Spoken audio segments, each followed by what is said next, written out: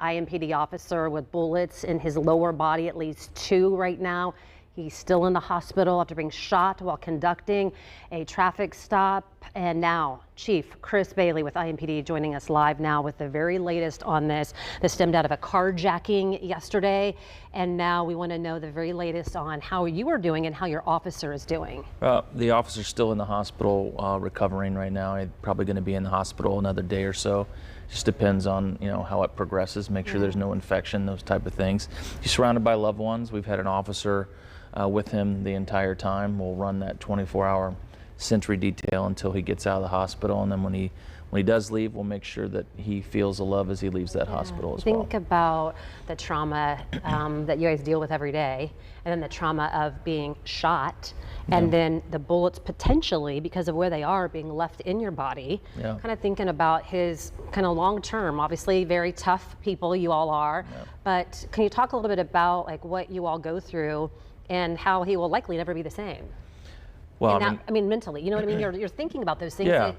I mean, being shot is, my goodness. Yeah, we want our officers to be resilient. We know that this is a dangerous job and that bad things are going to happen.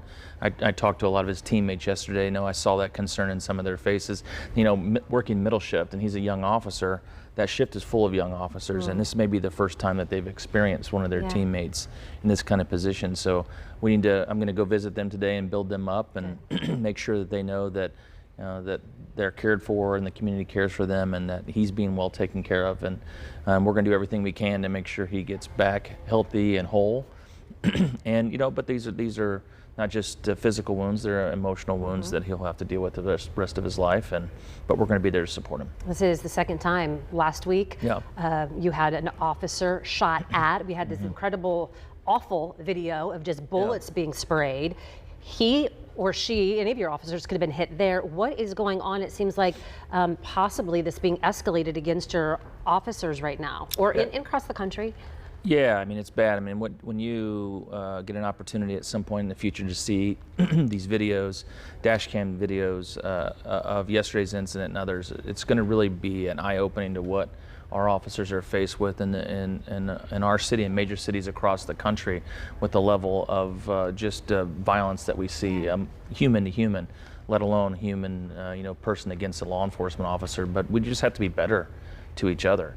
I just can't wrap my head around it. The last 6 weeks or so in our city, we were doing really well, although any act of violence, any murder in our city is one too many. And then over the last 6 or so weeks, we've just seen this escalation of violence in our community. And when the violence then, is directed toward law enforcement officers, the peacekeepers, against the people that society have charged with keeping us all safe, that should concern us all.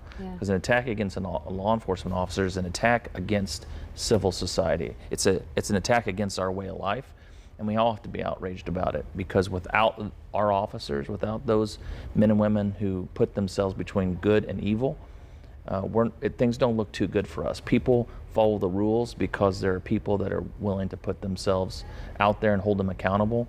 And when they don't fear that, then we have some significant issues in our community we're going to have to deal with in the future. I know I appreciate you, and I know that our viewers appreciate how visible you are and how hard it appears that you are working to try to make peace and to try to get us all to be better. So I thank you for being here, and we're praying for your officer and for all of you guys. Thank you so much. Thanks for having me.